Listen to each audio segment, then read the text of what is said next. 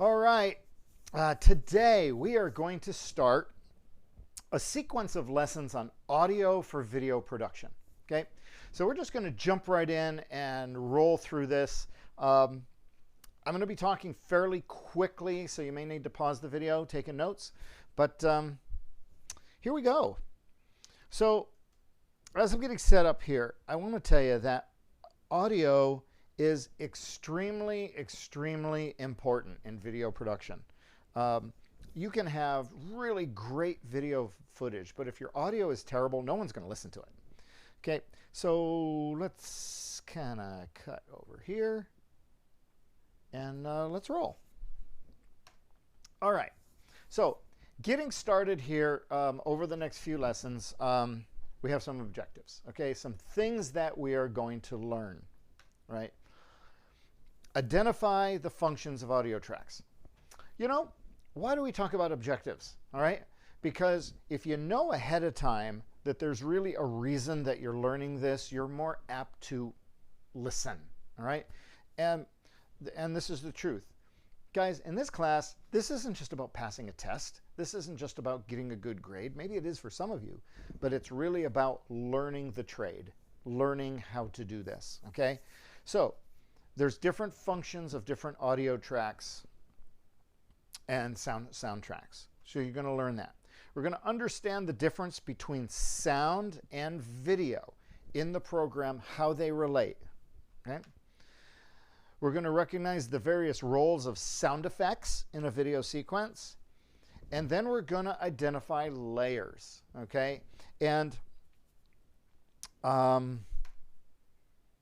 this right here is a term that I coined, all right? You're going to learn to think with your ears.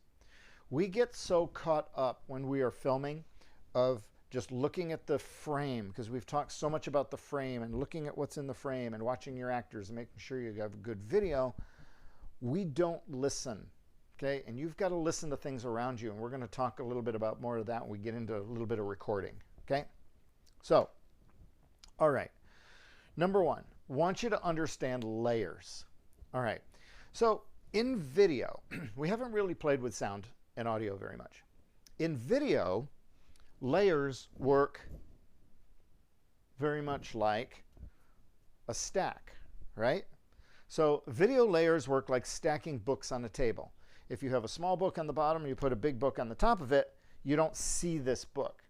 In your video timeline, if you have a layer of a person talking, and then over the top of it, you bring in a picture of what they're talking about, you don't see that person anymore, okay? So those layers replace. Now in sound, audio, layers work more like a lot of people talking in a room. You can hear everything. And if you don't listen, you're not going to be hear what you need to be hearing, all right? So the layers work differently. Now I just have a quick picture here. This is out of Final Cut Pro. And I know you have to look kind of close here, but let's show you with the arrows. So these are the video layers on top, and anytime you see a picture on top, it's going to cover what's going on here in the bottom, right? But right here we have, let me see if I can zoom in on this a little bit, okay? If you look right here, we have sound. That's part of your video. And then we have this track down here. And this track, the volume is turned down really low because this is the music track. You're going to hear the talking, and it's underscored with very soft music. Now we've got a couple of things right here, which this is where maybe some background noise was replaced. Okay, but you will hear everything here. So above the line, and by the way, in video editing, audio always belongs below the line. Okay, right here, you will hear everything above the line. As you stack it up, the layers work differently. Okay, so let's roll. Okay, some things about sound. You've probably heard me say this before. Bad audio kills good video every time, okay? Anytime that you have something that doesn't belong in the audio, it's distracting, okay? You have distorted sound, too loud, too soft. You cut from one scene to another and the volumes are different, okay? that is going to kill, it's going to be a distraction. Is your viewer going to say, oh, the sound distracted me? No, it's just going to be a distraction. It's just going to be something distasteful that they don't like, okay, about the video, right? Now, sound and audio track are vitally important. That's kind of the whole point here. Sound is what you recorded here, okay? Let's remember, sound is a wave. We'll talk a little bit more about this in recording, okay? Sound is a wave. If you took science, at some point you probably talked about sound, okay? And you know that when you're talking, what happens here is you have a vibration. Your brain tells your vocal cords how to vibrate. Your mouth makes the words. This is just vibrating, and it's a vibration, goes through the air, hits your eardrum, which vibrates, turns it into an electrical signal, and sends it to your brain, okay? Pretty cool how that works, all right? Audio, when we refer to audio, we're talking about the audio part of the program. This first part of this lesson is just stuff for you to know, okay? All right. This is important. Quality audio and video. There's two things, right? Number one, and this is what we're going to be talking about for the first little bit here, is understanding how sound contributes to the program. Understanding how to use sound. Understanding how to use music. What you can do to enhance communication, all right? That is all the first thing. The second is learning the technical process. You can understand how music works. You can understand how sound effects works. But if you don't know how to, maybe you have to record a sound effect, maybe how to put in a sound effect, how to have the right volume of the sound effect, how to do all the technical stuff, you're not going to have good sound. So it's really two things, and in this very short time that we have to talk about audio, we're going to be looking at these. Okay. All right. So audio is about delivering information, right? Dialogue. Now, we normally think about dialogue as two people talking, all right? Dialogue, the term dialogue in video production is actually anything that comes off the screen, production sound. We'll talk about that, okay? So we have this picture, two people talking. Obviously, their words, what comes off would be dialogue.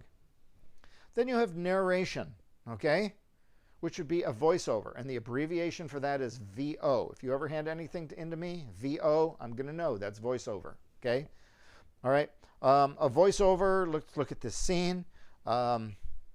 Katie was listening to Bob, but she was really, really concerned because she didn't know how to get her dog's poop stain out of the carpet. I don't know.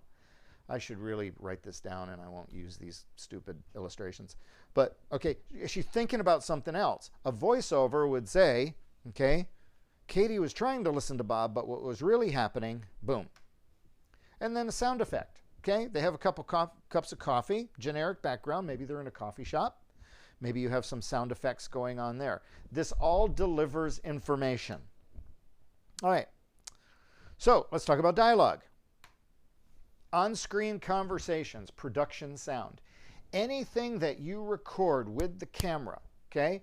Whether you're recording it separately or whether it's all in your camcorder and being recorded at the first time, or at the same time rather, it's all called production sound. It's what came out of the production, all right?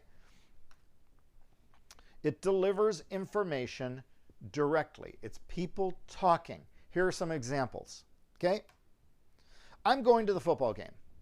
So not only is it part of the conversation, part of the script, but you've also communicated what's going to happen down the road. It tells where you're going, okay?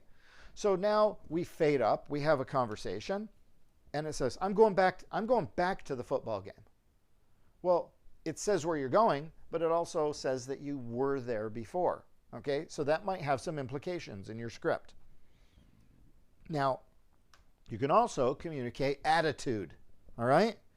Instead of me saying, I'm going to the football game, the person I'm talking about says, you're not going to that football game again, are you? Okay, so you've been to a football game or you've been there before, you're not going again. I've just communicated that that person is having a negative reaction, okay? And this can be an implication of something that is happening in the story, all right?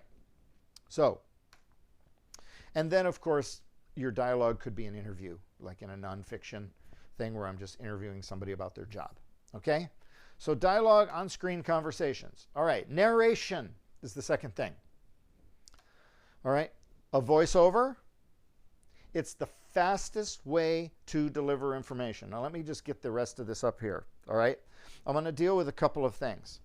All right, so let's talk about the, here we have a setting, we show a farmhouse in the background, okay? And maybe you're slowly zooming into the farmhouse with your camera, and a narrator does a voiceover, and it sounds like this. It was early in the morning.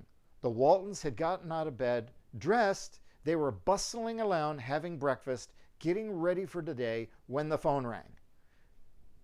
You cut, maybe you still have the picture of the farmhouse, you have a sound effect of a phone ringing. You cut to somebody picking up a phone, okay? You've already said it's early in the morning, you've already have the picture in your mind that they've had breakfast, they're getting ready for their day, the phone rang, you've set everything up. It's the fastest way to deliver information, okay? Doing a voiceover. All right, some type of narration. All right, sound effects. Where are we at? 11 minutes, doing good.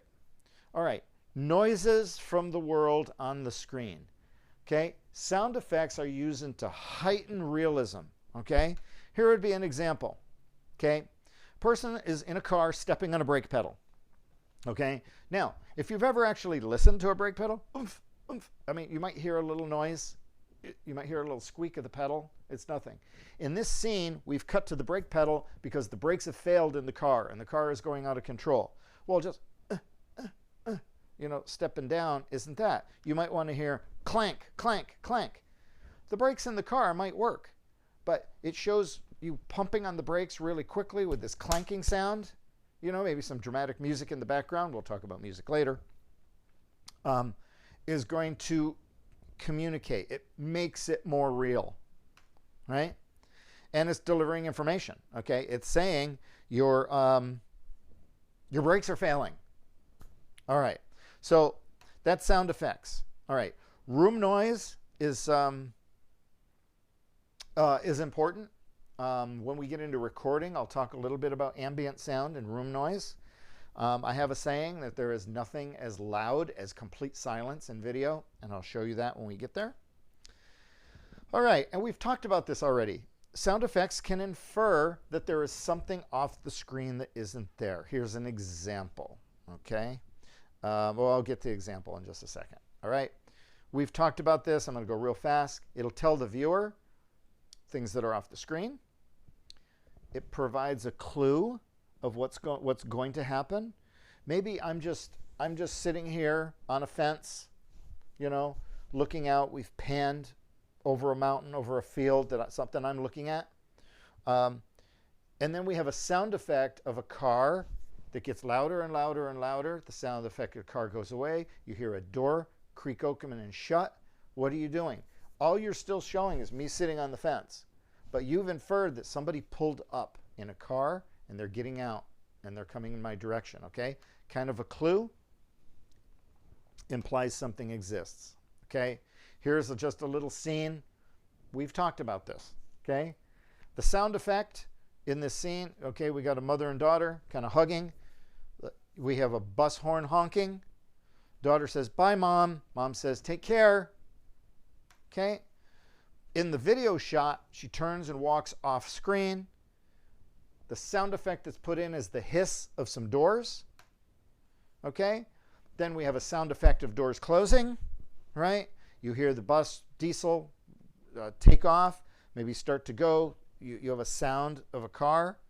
You drop that sound, gives you the illusion of it driving away, and Mom's waving goodbye, okay? So, sound.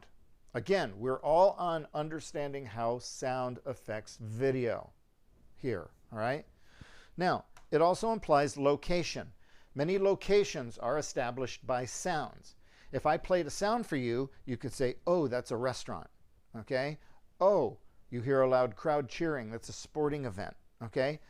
Many locations have certain kind of signature sounds, right? So sound invokes a sense of place. All right. So if you're working in a factory, what sounds would you have? Okay. You may have some machinery sounds.